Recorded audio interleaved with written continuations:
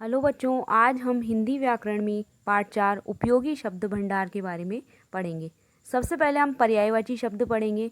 पर्यायवाची शब्द को हम समानार्थी शब्द भी कहते हैं और अंग्रेजी में पर्यायवाची शब्द को सिनोनिम्स कहते हैं। समान अर्थ वाले शब्द एक दूसरे के पर्यायवाची शब्द कहलाते हैं, यानी ऐसे शब्द जिनका अर्थ एक समान होता है वो समानार्थी शब्द या पर्यायवाची शब्द कहलाते हैं। सभी पर्यायवाची शब्दों के अर्थ मिलते जुलते तो होते हैं, किंतु हर स्थिति में एक शब्द के स्थान पर उसका प्रत्येक पर्यायवाची शब्द का प्रयोग नहीं किया जा सकता। जैसे आप उदाहरण देखिए, हवा और पवन एक दूसरे के पर्यायवाची हैं, यानी एक दूसरे के समानार्थी शब्द हवा और पवन है, किंतु सामान्य गति यानी कि एक साधारण सी जो चाल होती है, साधारण से चाल से चलने वाली हवा जो होती है उसको हवा कहा जाता है। वायु जो साधारण से चाल चलने वाली वायु को हवा कहा जाता है, लेकिन जो तेज गति से हवा चलती है उसको पवन कहा जाता है। निम्नलिखित स्थितियों में हवा और पवन का प्रयोग समान रूप से नहीं हो सकता। जैसे आप उदाहरण देखो, रवि को शहर की हवा लग गई। हमारे क्षेत्र में पवन चक्की से विद्युत उत्पादन हो रहा है।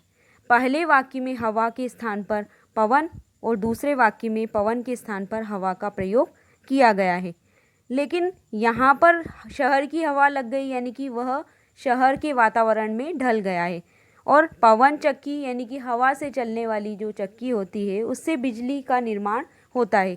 तो दोनों जगह जो शब्द दिया गया है हवा और पवन, उसी का प्रयोग यहाँ करना उचित होगा। अगर यहाँ इसका प्रयोग विपरीत कर दिया जाए, उल्टा कर दिया जाए, तो वो एक हास्यास्पद हो जाएगा, यानी कि वो गलत प्रयोग होगा। यहाँ मैं कुछ पर्यायवाची आपको पढ़ा रही हूँ। अंधकार का होता है अंधेरा, तम, तिमिर, ध्वांत, ये समानार्थी शब्द हैं अंधकार के। अग्नि का होता है अनल, पावक, आग, ज्वाला, हुताशन। अतिथि का पर्यायवाची शब्द होता है मेहमान, पाहुना, अभ्यागत, ग्रहागत। अमृत का पर्यायवाची होता है सोम, सुधा, पीयूष, अमीय, सुरभोग।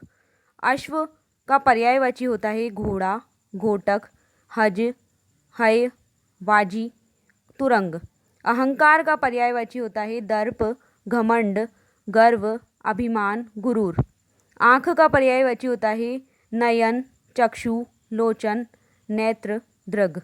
आकाश का पर्यायवाची होता है नभ, व्योम, गगन, आसमान, शून्य। आज्ञा का पर्यायवाची यहाँ दिया गया है आदेश, हुक्म, निर्देश, फरमान। असुर का पर्यायवाची है राक्षस, दैत्य, निशाचर, दानव, धनुज।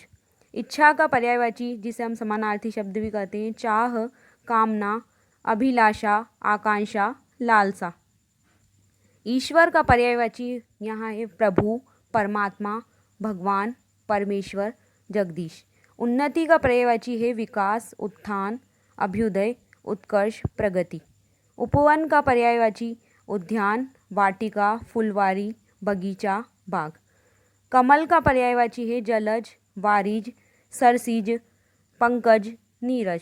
कृष्ण का पर्यायवाची है केशव, माधव, गोपाल, मोहन, मुरारी, यानी ये सब समानार्थी शब्द मैं आपको बता रही हूँ।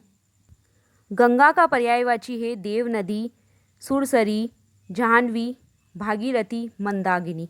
घर का पर्यायवाची होता है गृह, सदन, भवन, आलय, निकेतन। चंद्रमा का पर्यायवाची है सुधांशु, हिमांशु, राकेश, शशि, इंदु, चंद्र। झंडा का पर्यायवाची है पताका, ध्वज, निशान, केतु, केतन। तालाब का पर्यायवाची है ताल, सरोवर, जलाशय, सर, तड़ाग। दरिद्र का पर्यायवाची होता है निर्धन, गरीब, रंक, अंकिंचन, कंगाल। दुख का पर्यायवाची है कष्ट, पीड़ा, व्यथा, वेदना, क्लेश। दिन का पर्यायवाची यहाँ दिया है दिवस, वासर, अहन, वार, दीवा। दया का पर्यायवाची होता है अनुकंपा, करुणा, कृपा, प्रसाद। धरती का पर्यायवाची है भू, भूमि, धरा, पृथ्वी, वसुंधरा, वसुधा। नदी का पर्यायवाची सरिता, सलीला, सरित, तटिनी, कल्लोलिनी। पक्षी का पर्यायवाची विहग, विहंग, नभचर, खग, अंडज।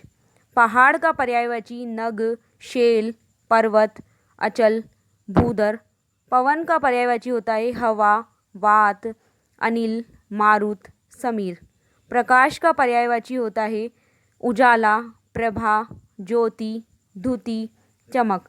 पुष्प का पर्यायवाची होता है फूल, सुमन, प्रसून, कुसुम, गुल। बादल का पर्यायवाची होता है नीरद, वारिद, पयोद, मेघ, घन।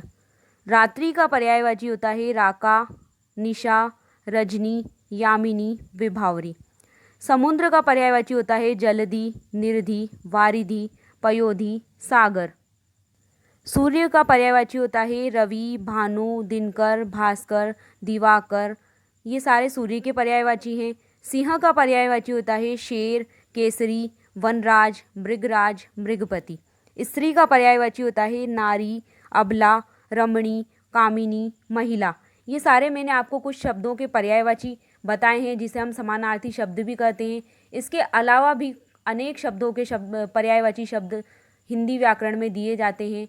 विलोम शब्द के बारे में हम इस पाठ के वीडियो के भाग 2 में पढ़ेंगे। धन्यवाद।